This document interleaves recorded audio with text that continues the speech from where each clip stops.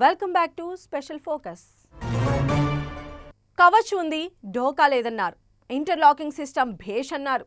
High technology signal system వచ్చేసింది, ఇక ప్రమాదాలే జరగవన్నారు. కానీ ఇవేమీ రైలు ప్రమాదాలను ఆపడం లేదు.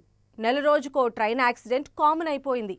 కొన్ని రైల్వే ప్రమాదాల్లో వందల మంది చనిపోతూ ఉంటే, మైనర్ యాక్సిడెంట్లలో అయితే బోగీలు పట్టాలు తప్పడం, కొందరికి గాయాలవ్వడంతోనే నష్టం ముగిసిపోతోంది. వందల మంది చనిపోతున్నా, కోట్ల రూపాయల నష్టం జరుగుతున్నా రైల్వే శాఖ ప్రమాదాలను పూర్తిగా నివారించలేకపోతోంది. అత్యాధునిక టెక్నాలజీ అందుబాటులో ఉన్న ఈ స్థాయిలో రైల్వే యాక్సిడెంట్స్కు కారణమేంటి? ఇప్పటి వరకు జరిగిన పెద్ద రైల్వే ప్రమాదాల్లో ఎంతమంది చనిపోయారు?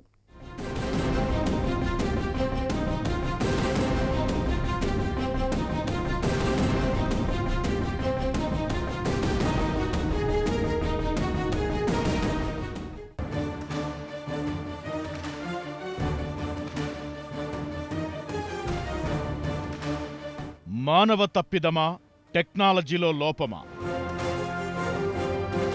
వరుస రైల్వే ప్రమాదాలకు కారణమేంటి?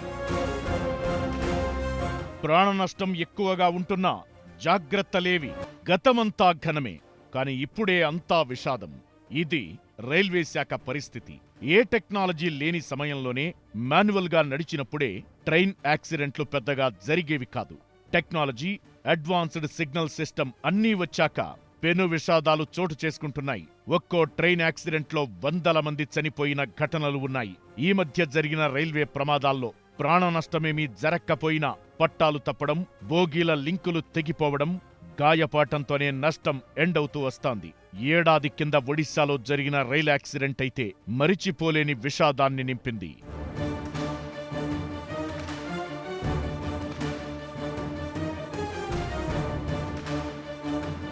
పోయినేడాది ఒడిశాలోని బాలాసోర్ ప్రమాదంలో 3 రైళ్లు ఢీకొన్నాయి.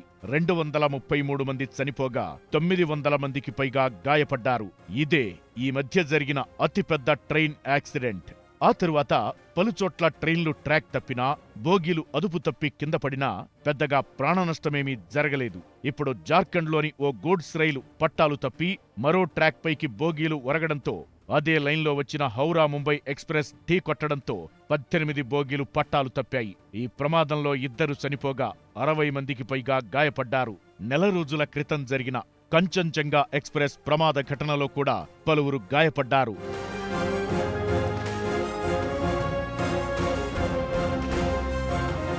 అంతకుముందు కూడా దేశంలో అతి భయంకరమైన రైలు ప్రమాద ఘటనలు జరిగాయి.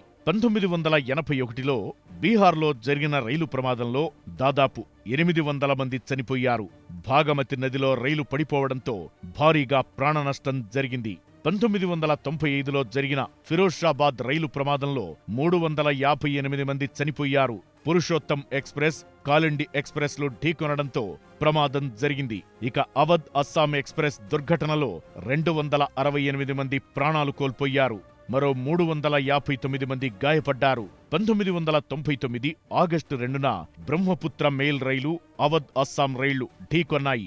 1998లో జరిగిన ఖన్నా రైలు ప్రమాద ఘటనలో 212 మంది చనిపోయారు. జమ్మూ తావీ సేల్దా ఎక్స్ప్రెస్ రైలు గోల్డెన్ టెంపుల్ మెయిల్కు చెందిన డీరైల్ బోగీలను ఢీకొట్టింది.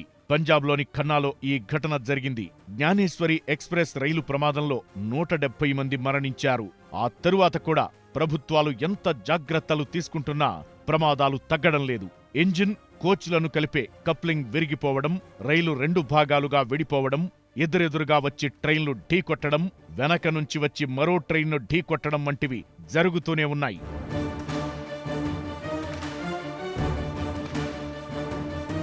ప్రపంచంలోని అతిపెద్ద రైల్వే వ్యవస్థల్లో ఒకటిగా భారతీయ రైల్వేకు పేరుంది. భారత రైల్వే ఏటా 2.5 కోట్లకు పైగా ప్రయాణికులకు సేవలు అందిస్తోంది. దేశవ్యాప్తంగా 1,00,000 కిలోమీటర్ల రైల్వే ట్రాక్లను అప్గ్రేడ్ చేశారు. అయినా రైళ్లు పట్టాలు తప్పడమనేది ప్రాణాంతకంగా మారుతోంది. ట్రాకుల నిర్వహణ సరిగ్గా లేక, కాలం చెల్లిన కోచ్లు, డ్రైవింగ్లో తప్పిదం, ఇలా ఎన్నో రీజన్స్తో రైళ్లు పట్టాలు తప్పుతున్నాయి. ఇలా ఒక్కో రైలు ప్రమాదానికి ఒక్కో కారణం ఉంటోంది. అన్నింటినీ సరిదిద్ది సేఫ్గా రైళ్లు ప్రయాణించేలా చేసేందుకు ఏళ్లుగా ప్రయత్నాలు జరుగుతూనే ఉన్నాయి.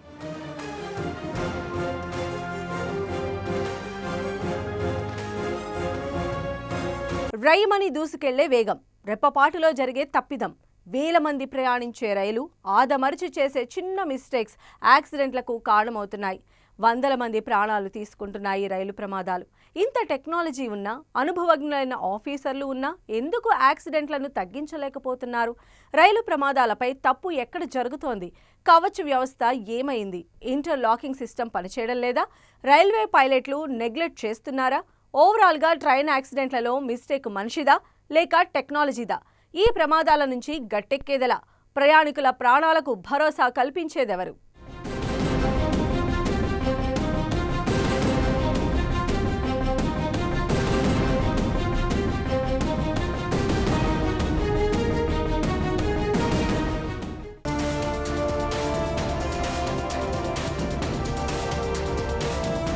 కవచ్ వర్కౌట్ కావట్లేదా? Interlocking system ఫెయిల్యూరా?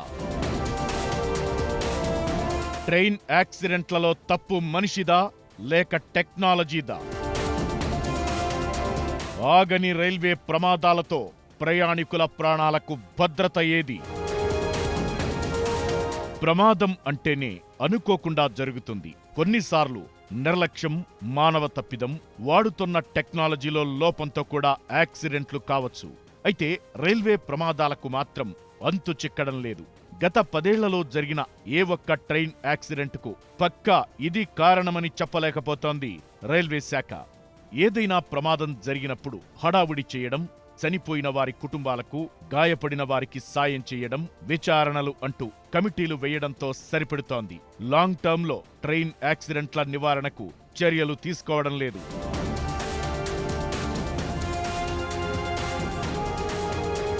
రైలు ప్రమాదాలకు 70% కారణం పట్టాలు తప్పడమేని పలు రిపోర్ట్లు చెబుతున్నాయి. అసలు బోగీలు పట్టాలు తప్పడానికి కారణమేంటన్న దానిపై స్పష్టత లేకుండా పోయింది. ట్రాకుల్లో పగుళ్లు, రిపేర్లు చేయని ట్రాకుల కారణంగా కూడా ట్రైన్ యాక్సిడెంట్స్ జరుగుతున్నాయి. ట్రాకుల నిర్వహణ సరిగా లేక రిపేర్ల సమస్యతో ప్రమాదాలు చోటు చేసుకుంటున్నాయి. రైలు పట్టాలు తప్పడానికి మరో ప్రధాన కారణం డ్రైవింగ్లో నిర్లక్ష్యం, అధిక స్పీడుతో వెళ్లడం. అందుకే 110 నుంచి 130 కిలోమీటర్ల వేగంతో రైళ్ల రాకపోకలు సాగే ట్రాకులను ప్రతి 3 నెలలకోసారి అప్గ్రేడ్ చేయాలని, ట్రాక్ రికార్డింగ్ కూడా చేయాలని సిఫార్సులు ఉన్నాయి.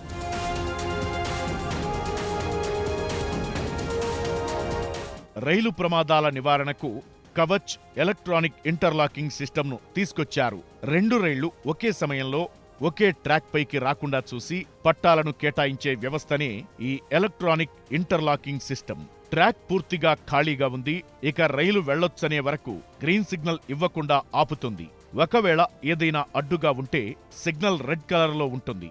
ఇక Kavach automated rail safety system. ఇది రైలు స్పీడ్ను అబ్జర్వ్ చేస్తుంది. యాక్సిడెంట్ జరిగే ప్రమాదముంటే రైలు ఆపరేటర్లను అలర్ట్ చేస్తుంది. డ్రైవర్ వెంటనే స్పందించకుంటే రైళ్లకు ఆటోమేటిక్గా బ్రేక్లు వేసేలా కవచ్ పనిచేస్తుంది. వెనుక నుంచి ఢీకొనకుండా ఆపే సామర్థ్యం దీని సొంతం. కవచ్ ఎలక్ట్రానిక్ ఇంటర్లాకింగ్ సిస్టమ్ను లేటెస్ట్ టెక్నాలజీ ప్రకారం భారత రైల్వే వాడుతోంది. అయినా ప్రమాదాలు ఆగడం లేదు. కవచ్ కూడా మొత్తం ప్రధానమైన సెక్షన్స్లో లేదు. ఎక్కడైతే మెయిన్ భారీ సెక్షన్స్ ఉన్నాయో, సికింద్రాబాద్, విజయవాడ రూట్లో లేదు. మనం వికారాబాద్, వాడి ఈ రూట్లో ఉంది. ఎక్కడైతే తక్కువ ట్రైన్స్ ఉన్నాయో అక్కడ కవచ్ పెట్టారు. కానీ ప్రధానమైన ట్రైన్స్ ఎక్కడైతే డెన్స్ రూట్స్ ఉన్నాయో, ఎక్స్ప్రెస్ రూట్స్ ఎక్కువ పోతున్నాయో ఆ రూట్లలో ఇది పెట్టడం లేదు. ఆ రూట్లో పెట్టాల్సిన అవసరం. రైల్వే శాఖ మరో కీలక నిర్ణయం తీసుకున్నట్లు తెలుస్తోంది. రైల్ ఇంజన్లో బ్లాక్ బాక్స్ ను అమర్చాలని భావిస్తోంది. విమానంలో వాడే బ్లాక్ బాక్స్ ను అప్గ్రేడ్ చేసి రైళ్లలో ఫిక్స్ చేస్తామని, ఇది ప్రమాదం జరగకుండానే చేస్తుందని, ఒకవేళ యాక్సిడెంట్ అయితే బ్లాక్ బాక్స్ లో లోకో పైలట్ల మాటలు, రైలు యాక్టివిటీ వీడియో, ఆడియో రికార్డ్ అవుతుందని చెబుతున్నారు అధికారులు. ఇక సీసీ కెమెరాలను కూడా ఏర్పాటు చేసే యోచనలో ఉన్నారు. ఈ కెమెరాల్లో 2 కెమెరాలు ట్రైన్ లోకో పైలట్స్ కదలికలను ఫోకస్ చేస్తే, మరొకటి ఇంజిన్ బయట ట్రాక్కు ఎదురుగా ఉండి ట్రాక్ను ఫోకస్ చేస్తుంది. 4వ కెమెరాను ఇంజిన్ పైభాగంలో ఏర్పాటు చేయనున్నట్లు తెలుస్తోంది.